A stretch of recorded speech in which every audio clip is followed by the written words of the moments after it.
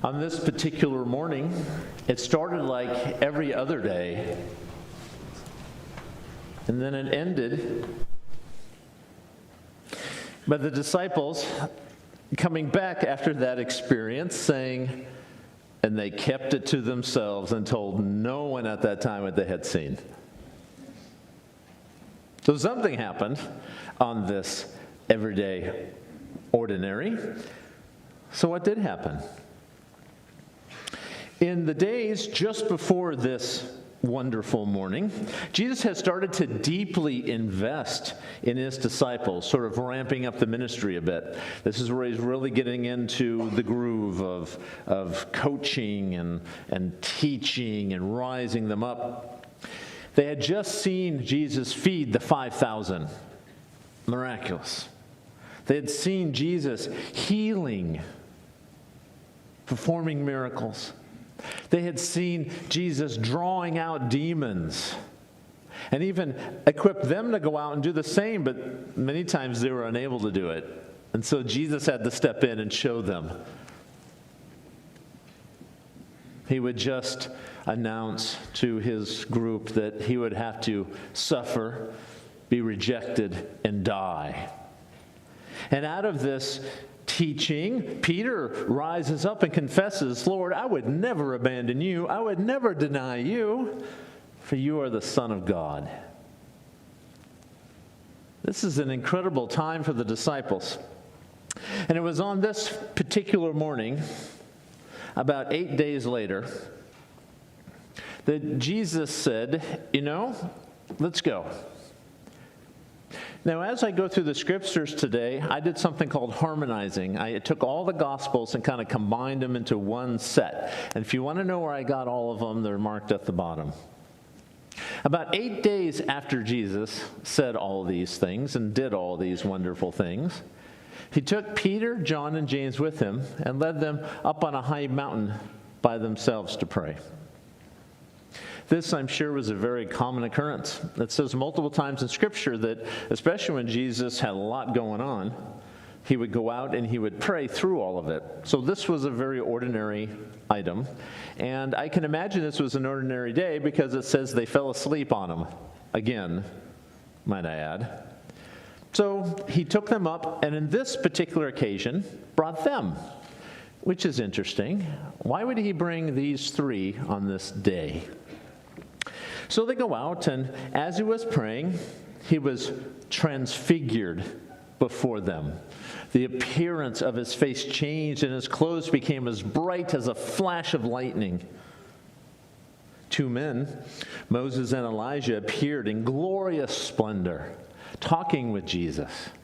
They spoke about his departure, which he was about to bring to the fulfillment at Jerusalem. This is amazing, folks. Wouldn't this be nice? Now, I wonder, this is just, me thinking deeply, and may I say, I don't think the world needs any more talented people or any more intelligent people. I think we need deep thinking people in the world right now. If you think deeply about this, was this happening every time Jesus went out to pray? He didn't bring everyone all the time. Is this a common occurrence for Jesus, that he would transform and he would be engaging with Elijah and whoever he needed and that advice? So this was quite a wonderful thing. And Jesus is there talking to Moses, the bringer of the law, Elijah, who was about to prepare his people for the worst time ever, the exile. And so you have these two figures sitting, talking to Jesus. This was pretty spectacular. But the group that he brought with him, they fell asleep, you see, and hadn't seen any of this yet. So Jesus was talking and engaging. But when they became awake, which cracks me up, they saw his glory and the two men standing with him. Peter said to Jesus, Lord, it is good for us to be here. If you wish, I will put up 3 shelters. One for you, one for Moses, and one for Elijah. And I love how the commentators of old just put it in there. He didn't know what to say because he was frightened. So, that's what's the old 10? It's better to say nothing and be thought a fool than to speak and remove all doubt. Well, that was Peter.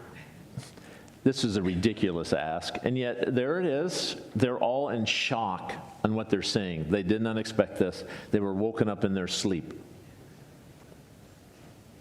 It's what comes next that's interesting that I want to draw out today and spend a little time on. While he was still speaking, a bright cloud enveloped them, and a voice from the cloud said, "This is my son." This is my boy. This one's a keeper. This is my son, whom I love. With him I am well pleased. Listen to him. Now, this is huge. This is one of the reasons why the Transfiguration story is even in there.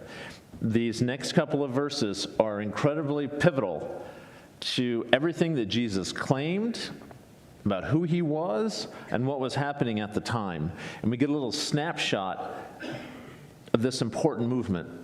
So you have Moses, the bearer of the law, Elijah, the last prophet who was really lifted up by God into heaven, technically didn't die, but was brought into heaven. These incredibly powerful figures of law and prophets.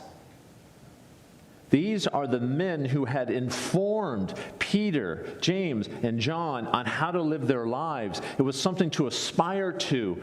Their lives were wrapped around the law and everything about it. To see these men must have been overwhelming. But then what did God just say? You have these incredible characters of history sitting right there. But who did God say they should listen to now? Did he say, listen to Moses and Elijah? Who did he say listen to? You listen to Jesus now. That's big. It seems small, but that is huge, and it must have blown their minds. Like, now you listen to Jesus. Now, this is before his death and resurrection. This is before all this happened. I'm sure all they did was stand there and try not to drool. And they're seeing this incredibly powerful scene, and God declaring, the baton has been handed. Listen to him now.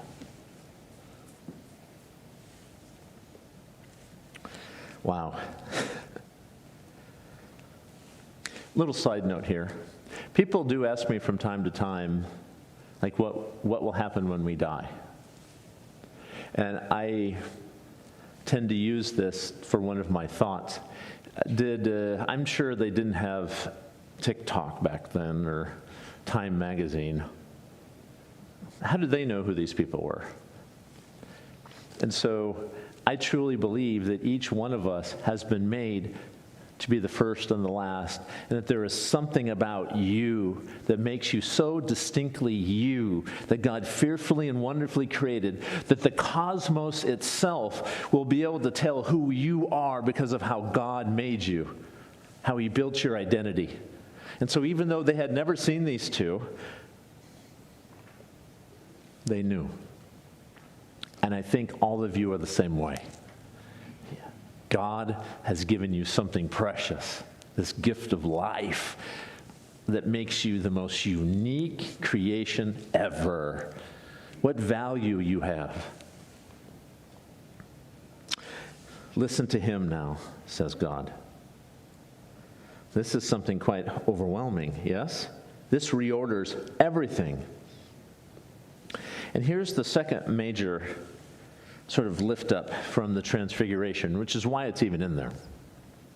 When the disciples heard this, the hearing of the Lord speaking, they fell face down on the ground. This is called prostrate, and they were terrified. Face down on the ground. This is very important for another huge part of life. When you're ashamed, when you experience shame, many times by your own behaviors, why do you feel that way? Where does shame, where does guilt, where does anxiety, where does the core of all that come from? What's going on here? This has happened every time God speaks to his people. Talking about Moses, originally God just spoke to all the people from the mountain, and they couldn't stand to hear his voice. And they said, "Stop, we'll send someone to you. Just stop talking." That shame, that guilt was just riddled in them. And in this case, they were filled so much with shame that they collapsed prostrate in front of someone. That is the ultimate form of complete shame. Eyes down, head down, face down, all of it down. Why is that happening? Well, it's taken me 39 years to figure this out. It means there's a greater ideal that you know is better. There is an ideal better than what you are. There is something greater in the world. There is something trying to manifest inside of you that says, this isn't good enough. You know what right is. This is the conscience coming out going, this isn't good enough. And you know better. God has brought into the world a way, a life, a truth. And when we act, when we speak, when we think that doesn't hit this mark, we are ashamed. We are guilty. And we are led bare. There is something greater than yourself that you're aspiring to. This is a wonderful thing, by the way, that we have this mark, that God spent his time and brought that to us.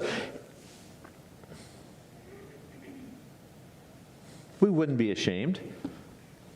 We wouldn't be ashamed if we weren't comparing ourselves to this greater ideal. But God allows us to move forward, to aspire, to grow, to have a future, to have this amazing adventure that is your life. And so along the way, we are ashamed and we are guilt-ridden, and we move through life trying to figure things out with the Lord's help, that is. Here's the problem, though. In the presence of God, oh man, that standard has us collapsing on our face. See, we like to do shades of gray. That is not God. Okay, I'm not going to lie this week. 10th commandment, you shall not lie, on stuff that's important. You know, I won't lie. But if my wife asks me, do I look fat in this? I'm going to say, no. But that doesn't matter, right? That's just a little gray lie. We have the, oh, by the way, if you're a young couple, dude, don't answer that question. Don't answer it. Make noises. But we have these shades of gray where we think we're aspiring to something better. But when God, the presence of God is among us, we collapse prostrate on the ground. The instantaneously unattainable is in front of us and we collapse. So while this is happening, the total mind blow of going from listening to the law to now listening to Jesus, the presence of God showing them the shame and the guilt of the complete lack of any credibility or goodness in them, they collapse upon the ground. And that's where the story ends, right? No. See, Jesus is standing there. Everything had gone quiet. And at some point, I'm sure they were shaking. I mean, viscerally shaking from everything going on. They look up, and who's standing there? Jesus. He says, get up. Don't be afraid. And when they looked up, they saw no one except Jesus. All that is left, the only possibility they have was standing right there in front of them. Jesus saying, get up, don't be afraid, I've got you. Wow. Why is this important? When you are terrified in life, when you lose hope, when you say, I didn't think I'd have to endure this, when life becomes such a struggle, I'm sick and tired of being sick and tired, the guilt, all this is happening because reality is confronting you. There is but one ultimate answer to those dragons. Jesus saying, I've got you. I've got you. I'll get you there. He brought them to there, and he brought them back down again, right? God is there with you through Jesus Christ. This had to have been a completely overwhelming experience. There's this tube, like huge explosions happening all at the same time, and I'm sure they were just, speechless. Well, most of them. As they were coming down the mountain, Jesus instructed them, don't tell anyone what you've seen until the Son of Man has been raised from the dead. This also tips a little bit on how Jesus works in your life.